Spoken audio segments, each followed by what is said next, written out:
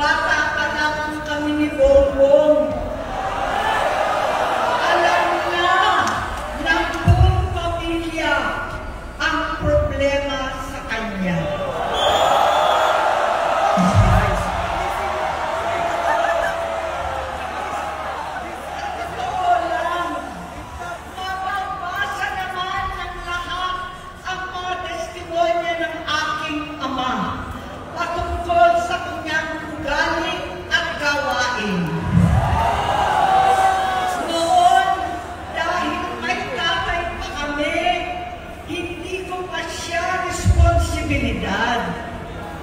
Noong tumatanda, ay mas naging nakakabahala. Batid ko na nagdadrag siya.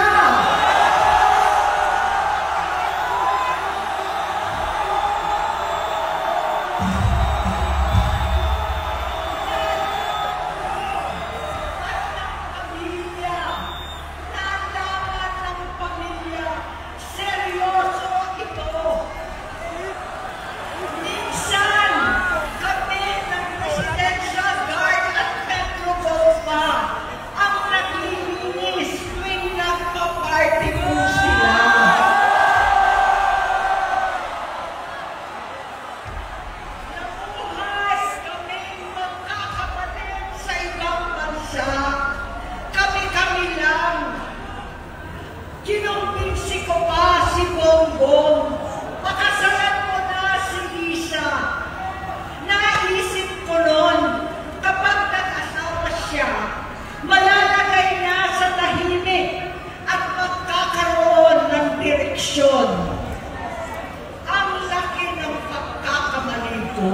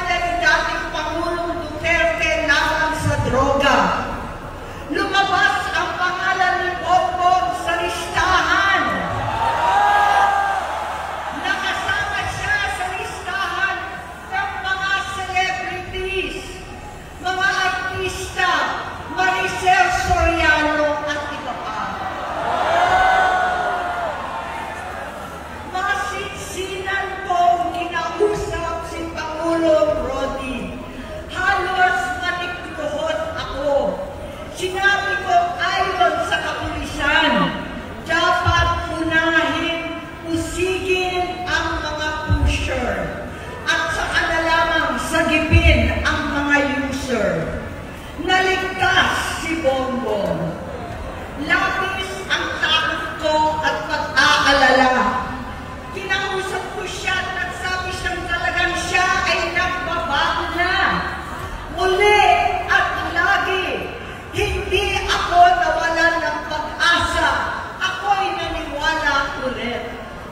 Mula noon ang natatanggap ko na lang na balita tungkol sa kapatid ko ay regular na pagpapadoktor. Kaya kumalma naman ako. Inisip ko, totoo, dahil na-opera na ang tuhod niya sa gout. Siguro, totoo na ito. Hanggang nito, nalaman ko na tuloy ang paggamit niya sa mga party na garapalan ng hahain ng droga. Pinagmamalaki pa ng mag-asawang kayang-kaya nila ang microdosing ng cocaine. Hari-hariin daw para 4 na beses sa isang araw. Hindi mabibisto. Ang pagpapadoktor, pinalabas nila ang pag-stem cell. Nagpapalit daw ng dugo, nagpapa-blood transfusion. Kayang-kaya raw. Hindi ko maintindihan ang pinagsasabi.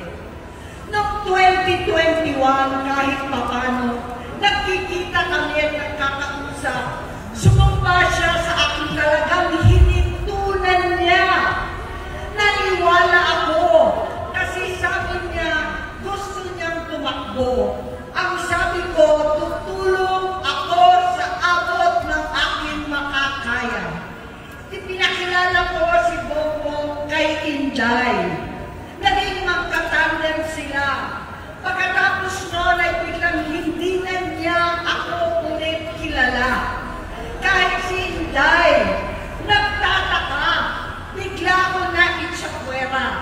Kahit ganon, nangampanya pa ako para sa kanya, kahit si Inday na lang ang aking nakakausap.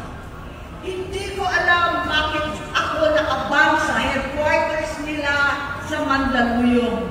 Hindi ko alam bakit walang nagre-report sa akin tungkol sa kampanya. Sa totoo lang, masakit mang aminin, nung dinidisqualify na siya, halos papaboran ko na sana dahil may nagsumbong sa akin mula sa kanyang campaign team na gumagamit na naman siya.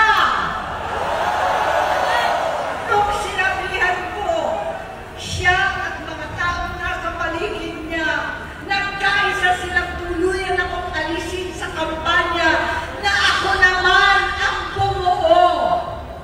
Sinabi nilang gusto ko na siya ay mag-disqualify para ako ang pumalit. Hindi totoo yun! Iniisip ko ang kalagayan ng aking kapatid at paano siya magsisilbi kung ganyan ang kalagayan niya. Pero pinaparating sa akin na hindi siya lulong at minsan na lamang tuwing nagpa-party. Hindi ko maipaliwanag bakit gusto kong maniwala at hindi mawalan ng pag-asa. Noong nanalo siya, naging pinakamalayo na kami sa isa't isa. Maliban sa opisyal na takbuhan at kapag pumupunta yung nanay namin, hindi ako sumama sa loob ng 3 taon dyan sa Malacanang. Dahil lantaran na doon ang inuman, ang paggamit nila ng cocaine at mga bawal na gamot. Hindi ba nila nakikita, naririnig, kakaiba na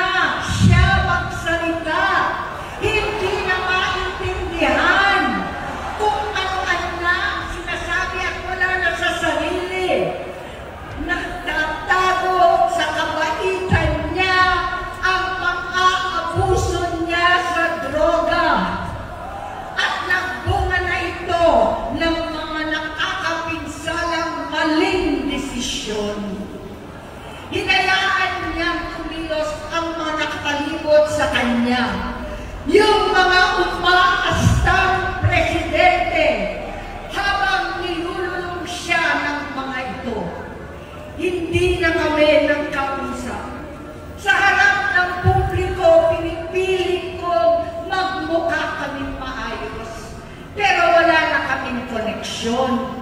Hindi ko hinihiling na maunawaan ninyo ako, lahat kayo.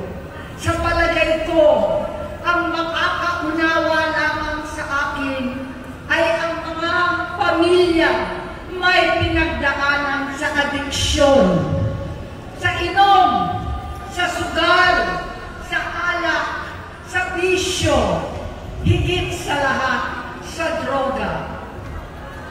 Pag hindi ko siya nakakasama, buong aking loob na ipasok sa institusyon. Ipagamot, iparihab ko na yan. Pero tuwing maghaharap kami noon, hindi kaya ng aking kalooban na gawin yon. Tuwing magsasabi siya sa akin na magbabago na siya, hindi ko siya kayang tiisin. Hindi ko kayang ipagkait sa kanya pagkakataon at pagbabakasakali, umaasa ako at laging nananalangin na sana, oo nga, nagbago na siya. Hanggang dumating ang 2024 at 2025, yung bisyo niya na ang dahilan ng pagbahak ng korupsyon, kawalang direksyon, at maling-maling mga desisyon. Walang accountability, wala na ang hustisya. Hindi na niya alam ang nangyayari. Hindi na pinapaalam sa kanya ang mga pangyayari. Sinamantala ng mga ito ang paggamit niya ng droga. Kinangkam na nila ang kaban ng bayan, habang ang mga dating tumatawag sa amin ng magnanakaw ay nakakita ng pagkakataon sirain ang lahat. Nagagamit na nila si Bongbong para sirain si Inday. Itinutulak pa nila si Bongbong at ang bayan sa bangin para umastang tagapagligtas. Mula sa pagtraidor at pagpapahamak kay VP Inday, sa confidential funds na tutuusin ang galing naman sa opisina ng Pangulo, hanggang sa pagpadukot sa dating Pangulong Duterte para itago na lamang sa ibang bansa. Ang kabaitan ni Bongbong ay naging kalupitan. Karapalan ng pagtatakip sa kanya ng mga nasa Congress, sa Senado, mga miyembro ng kabinete. Kitang-kita na ng taong bayan, wala nang puwang ang kahihiyan. Para bang nauulit ang bangungot ng kasaysayang dinanas namin noon. 68 years old po ang tatay ko nung pinatalsik sa pwesto. 68 years old na rin si Bongbong ngayon. November 17 din, noong 2021, nung nakumbinsi ko si Inday na magbise kay Bongbong. November 18 po, bukas, ang ikatlong araw natin. Siyam na taon na nakakaraan, saktong November 18 pa talaga, na pinatiting ni Pangulong Duterte ang tatay ko sa libingan ng mga bayani.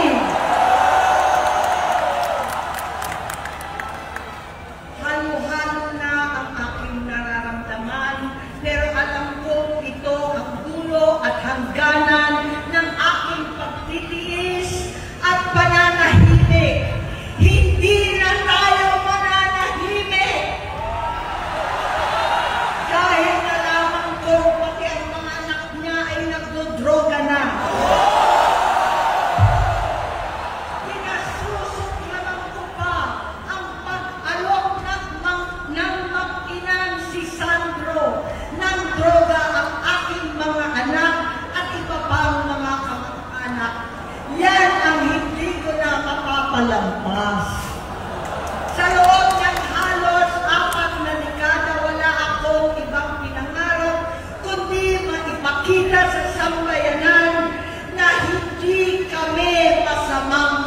ako.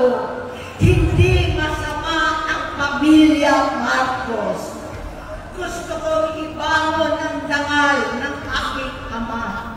Sa pamamagitan ng nagpagtatrabaho para sa bayan, sinikap kong maging mabuting gobernador, tinatawan, senador. Hindi ako halos nagpapahinga para makapag-iwan sana ng legasiya na kapag sinabing Marcos, nabawi na namin ang tingin sa nakaraan.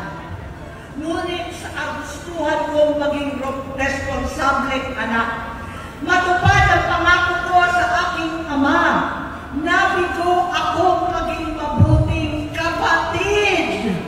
Naging mahina ako kay Bongbong. Sa kapulisan at sundalo, sa lahat ng mga leader at tagapagpatupad ng batas, siya ang Pangulo natin ngayon. Sinabi ko kung anong kalagayan niya ngayon. Tulungan niyo akong mapabuti ang kanyang kalagayan. Tulungan niyo akong matulungan siya. Hindi niya ako kalaban. Ang kalaban niya ay ang sarili niya. At nadadamay ang bansa sa laban na yan. Bilang senador at lingkod bayan, batid ko ang mga problema at gaya ng bayan, alam ko rin ano ang solusyon. Sa pagkakawatak-watak, patuloy na pamumulitika, pagnanasa sa kapangyarihan ng mga talunan naman, kaguluhan sa Mindanao, alanganing giyera sa China at Estados Unidos, kawalang pananagutan sa flood control scam, karapalan kahiman, panggigipit sa hindi kaalyado, pagkakanulo sa kapwa Pilipino, pagdakip sa dating Pangulong matandang may sakit upang ihagis lamang sa bansang dayuhan, pagsadsad ng piso, paglaganap ng gutom, paghihingalot ng ekonomiya, at pagsasawalang bahala sa taong bayan. Ang delubyo at kalamidad na nagdudulot ng parusa, ang korupsyon na nauwi sa kawalan ng tiwala at hustisya sa Pilipinas, sa kanyang pamahalaan, lahat ng yan ay masusolusyonan kung ikaw, aking kapatid, magsaayos ng iyong sariling kalusugan. Kapag humupa ang ingay sa politika, kapag umuwi na kami sa aming pamilya, hindi bilang senador, kundi bilang ate, bilang si Manang Aimee ni Bonget, kaya ito sasabihin sa harap ng taong bayan, sa harap ninyong lahat, at sa harap ni Bongbong. Bonget, magkatatlong taon na tayong hindi nakakausap. 3 taon ko nang sinusubukan muli na ako'y pakinggan. Siguro ngayon ay makakarating ng buo ang gusto kong sabihin. Walang mapapawasan, hindi madadagdagan. Bongbong, nag-aalala sa iyo si Manang. Tuwing nakikita kita sa TV, gusto kitang puntahan. Napakalaki ng pinagbago mo. Itsura, pagsasalita, takbo ng pag-isip. Minsan, napapatanong ako sa sarili ko, ikaw pa ba yan? Si Bongbong ba talaga yung nakikita ko? Pero ako, aling ko, ako pa rin ito. Ako pa rin ang ate mo na tumayong ama't ina sa inyo sa ibang bansa. Ang kasama no sa sumubok na sanglahin lahat ng sakit para sa iyo. Ang kapatid mo na hindi ko kailangan hingan ng tawad dahil agad ka nang iniintindi at tatanggap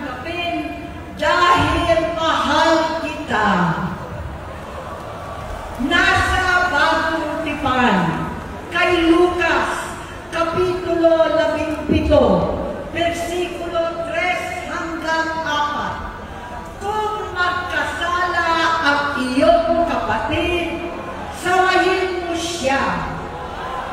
At kung siya'y magsisi, patawarin mo siya.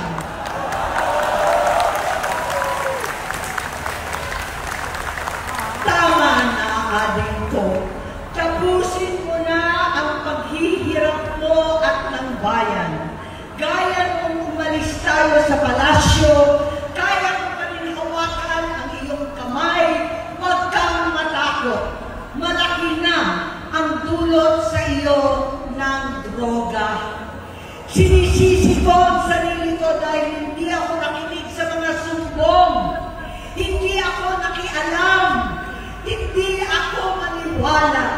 Pero hindi pa huli ang lahat. Tama na, ading ko. Magpahinga na tayo. Umuwi na tayo. Magpagamot, magpagaling at nangangako ako. Hindi ako malilingan, hindi ako magkukulang. Lahat ng kasama mo ngayon, hindi natin kasama sa pinakamadilim na bahagi ng buhay natin. Kasama mo sila ngayon dahil nasa taas ka pa. Ako at ang ating mga tunay na kapatid dito sa Luneta ang kasama mo kahit magdilim ulit ang lahat. Talikuran mo ang iniisip at itinupulong lang ang misyon. Unahin na natin ang kalusugan mo dahil sa adiksyon nabigyan mo ng malubhang karamdaman ang buong bansang Pilipino. Matatanda na tayo. Sakitan na si Mami. Alagaan na lang natin ang isa't isa. Kaliwat kanan man ang pagbuhusga sa akin. Malinaw sa aking puso na dapat mauna ang Diyos, ang bayan, pamilya at sarili. Hanggang sa mga oras na ito, Bonget, gusto kong malaman mo na hindi na sinusubuan. Hindi ko kakayanin kung mapapahamak ka. Kaya hinihingi ko na tayo'y umuwi na, mamahinga, alam sa iyong kalusugan. Kaya ko mabigo at mawala sa iyo ang posisyon, pero hindi ko kayang mawala ka sa amin. Ayusin mo ang sarili mo. Magpagamot, alisin ang droga sa iyong sistema. Wala akong ibang gusto kundi gumaling ka, malagpasan natin ito muli. Dahil wala akong ibang hinahangad bilang ate, kundi maging masaya ka, maging ligtas sa panganib, malusog, matagumpay sa buhay. Itama ang mali, labanan ang adiksyon, at ako hindi kailanman aalis sa iyong tabi. Susuporta at hindi titigil, manalangin kasama ninyo dito sa Luneta at sa buong mundo. Dahil iyon naman ang tungkulin at ibig sabihin ng salitang kapatid, kapatid, mabuhay kayong kapatid. Maraming salamat po, Senator